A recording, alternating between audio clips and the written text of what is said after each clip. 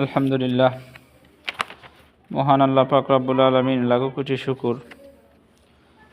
এই যে সামনে আসছে আমাদের শবে বরাত, আমলের রাত্রি। আল্লাহ পাক রব্বুল আলামিন কোরআনে হাকিমের মধ্যে বলেন, হামিম ওয়াল কিতাবিল মুবিন ইন্না আনসালনাহু ফি লাইলাতিন মুবারাকা ইন্না কুন্না মুনজিরিন। হামিম, শপথ সুস্পষ্ট কিতাবের, নিশ্চয় আমি এ কুরআনকে এক বরকতময় রজনীতে অবতীর্ণ করেছি, আমি তো সতর্ককারী। এই আয়াতে রাসূল করিম সাল্লাল্লাহু আলাইহি ওয়াসাল্লাম, রাসূলুল্লাহ সাল্লাল্লাহু আলাইহি ওয়াসাল্লামের উপর কোরআনে হাকিম আল্লাহ পাক রব্বুল আলামিন যে নাজিল করছেন, লাইলাতুম মুবারাকা বলে শব্দ এখানে বরকত বোঝানো হয়েছে। এটাই হলো প্রসিদ্ধ তাবিউ হযরত ইকরামা রহমতুল্লাহি আলাই মুয়াসসিন গণের মধ্যে হতে এক জামাতের রায় অভিমত। তাফসিরুর রুহুল মানি, তাফসিরে জালালাইন, তাফসিরে মারিফুল কুরআন, বিভিন্ন হাদিসের কিতাবে, বাইহাকি শরীফ, ইবনে মাজাহ, মিশকাত শরীফ শবে বরাতের ফজিলতের কথা বর্ণিত আছে। সাহাবা একরামের মধ্যে হযরত আলী রাদিয়াল্লাহু তাআলা আনহু, হযরত আয়েশা রাদিয়াল্লাহু তাআলা আনহা, হযরত আবু হুরায়রা রাদিয়াল্লাহু তাআলা আনহু, হযরত আনাস ইবনে মালিক, হযরত আবু মুসা আশআরী রাদিয়াল্লাহু তাআলা আনহু সহ 10 জন সাহাবী থেকে শবে বরাতের ফজিলত সম্পর্কে বর্ণিত আছে।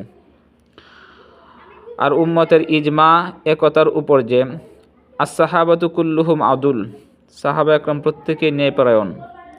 সুতরাং বর্ণনা সূত্রে যদিও কিছুটা দুর্বল হয়, তথাপি তা ফজিলতের প্রমাণিত হওয়ার জন্য যথেষ্ট। তাই এ রাতের কোনো গুরুত্ব নেই এ কথা বলা মোটেও ঠিক নয়।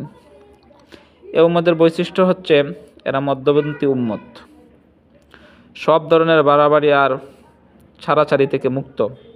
আল্লাহ তাআলা কোরআনে হাকিমের মধ্যে ইরশাদ করেন, ওয়া কাযালিকা জাআলনাকুম উম্মাতাও ওয়াসাতা, এমনইভাবে আমি তোমাদের উম্মতে ওয়াসাতা অর্থাৎ মধ্যপন্থী উম্মত করেছি তোমাদেরকে। বুখারী শরীফের এক হাদিসের মধ্যে আছে, বাশশিরু ওয়ালা তুনাফফারা ইয়াসসিরা ওয়ালা তুআসসিরা, সুসংবাদ দাও, ঘৃণা ছড়িও না, সহজ করিয়ে দাও, কঠিন করিও না। এটা হলো ইসলামের রীতিনীতি। সুতরাং শবে বরাত বলতে কিছু নেই, এটা মোটেও ঠিক নয়। তেমনিভাবে শবে বরাতের রাত্রে মসজিদে আলোকসজ্জা করতে হবে, গাঁও গ্রামে বিভিন্ন ধরনের সাজসজ্জা করতে হবে, হালুয়া রুটি বানাতে হবে, বাড়িঘর সাজাতে হবে, আতশবাজি করতে হবে, পটকাবাজি করতে হবে, সারা শহর ঘোরাফেরা করতে হবে, এটাও ঠিক নয়। এটা বরকতময় রাত্রি, এই রাত্রে আল্লাহর ইবাদত করতে হবে। এই ইবাদতটা আমরা বাড়ির মধ্যেও করতে পারি, মসজিদের মধ্যেও করতে পারি। এখন বাড়ির মধ্যে তো অনেকে ইবাদত করি না, ইবাদতের পরিবেশ বাড়িতে আমরা নাই, বাড়িতে ইবাদতের পরিবেশ কায়েম করতে পারি নাই। এখন মসজিদে গিয়ে আমরা সারা রাত্রে সজাগ থাকি।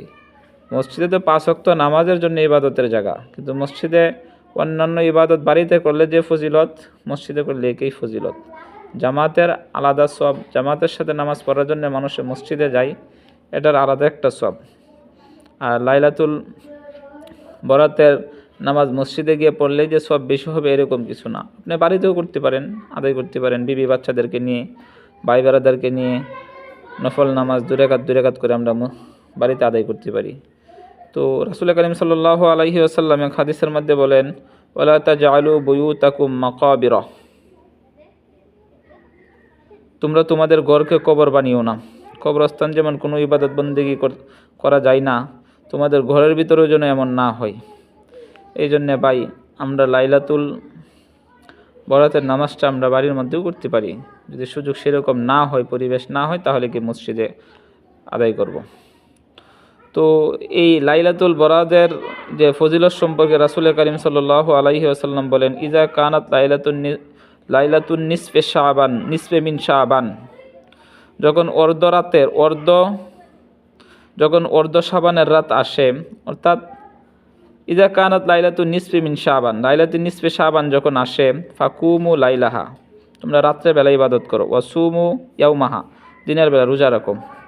ফাইন্নাল্লাহ তাআলা, কেননা আল্লাহ তাআলা ইয়ানজিলু ফিহা বিগুরুবি শামসি ইলাস সামাইদ দুনিয়া, আল্লাহ তাআলা আল্লাহ পাক রব্বুল আলামিন এই রাত্রে প্রথম পৃথিবীর আকাশে প্রকাশিত হন, তার রহমত প্রকাশিত হয়। তো আল্লাহ প্রকাশিত হয়ে কি করতে থাকেন? ইয়াকুলু, মানুষকে বলতে থাকেন, ডাকতে থাকেন, আলা মিন মুস্তাগফিরিন, আলা মিন মুস্তাগফিরিন, অতঃপর বলেন, আছো কোনো প্রার্থনাকারী? ফাগফির আলাহু, ক্ষমা করে দেব। আলা মিন মুস্তারজিকিন, আছো কোনো রিজিক তালাশকারী? ফারুজুকাহু, তাকে রিজিক দেব। আলা মিন মুবতালা, আলা মিন মুবতালা ফাওয়াফিয়া আলা কাজা আলা কাজা হাত্তা ইয়াতলু আল ফাজরি। এভাবে আল্লাহ পাক রব্বুল আলামিন ফজরের আগ পর্যন্ত, সুবহ সাদিকের আগ পর্যন্ত, ফজর পর্যন্ত তাদেরকে এভাবে ডাকতে থাকেন, সুস্থতার জন্যে, রিজিকের জন্যে, আবার আপনার ক্ষমার জন্যে। আল্লাহ বলে দেন যে কেউ যদি চাও তাহলে তাকে ক্ষমা করে দেওয়া হবে। তো আল্লাহ পাক রব্বুল আলামিন এ রাত্রে সকলকেই মোটামুটি মাফ করবেন আল্লাহর কাছে চাইলে। কিন্তু কিছু মানুষকে আল্লাহ পাক রব্বুল আলামিন একেবারেই মাফ করবেন না, যতক্ষণ পর্যন্ত সে কি না করবে, তওবা না করবে, আল্লাহ তাকে মাফ করবেন না। তার মধ্যে 8 ব্যক্তিকে আল্লাহ পাক রব্বুল আলামিন এ রাত্রে মাফ করবেন না। 1 নম্বর হলো মুশরিক, 2য় নম্বর হলো জাদুকর, 3য় নম্বর হলো গণক, 4র্থ নম্বর হলো মদ পানকারী ব্যক্তি, 5ম নম্বর হলো সুদখোর ব্যক্তি, 6ষ্ঠ নম্বর হলো পিতামাতার অবাধ্য সন্তান, 7ম নম্বর হলো আত্মীয়তা ছিন্নকারী ব্যক্তি, 8ম নম্বর হলো ব্যভিচারী ও হিংসুক। তো আল্লাহ পাক রব্বুল আলামিন এই লোকগুলোকে এই রাত্রে আল্লাহর কাছে মাফ চাইলেও মাফ করবেন না। হ্যাঁ, যদি কারো পিতামাতা বেঁচে থাকে তাহলে সে তার পিতামাতার কাছে গিয়ে মাফ চাবে। মদ পান করে নেওয়ালা মদ ছেড়ে দিবে, আল্লাহর কাছে মাফ চাবে। সুদ খাওয়ানেওয়ালা সুদ ছেড়ে দিবে, সুদের টাকা যার কাছ থেকে যেভাবে নিয়ে আসছিল তাকে সেভাবে ফিরিয়ে দিবে। গণক এই কাজ সে ছেড়ে দিবে, আত্মীয়তা ছিন্নকারী সেটাও সে ছেড়ে দিবে। আবার মুশরিক সে কালিমা পড়ে মুসলমান হয়ে যাবে। জাদুঘর সে জাদুবিদ্যা ছেড়ে দিবে, সঠিক দিনের উপর চলবে, তারপর সে তওবা করবে। আল্লাহ পাক রব্বুল আলামিন এমন শ্রেণীর লোককেও মাফ করে দিবেন, তার ব্যাপারে মাফের ঘোষণা আছে। এই জন্য আমরা কি একেবারে নৈরাশ হব না। আর এই রাত্রে আমরা কি করব? বেশি বেশি ইবাদত করব। এই রাত্রের পরের দিন আমরা রোজা রাখবো, 2টা রোজা রাখবো।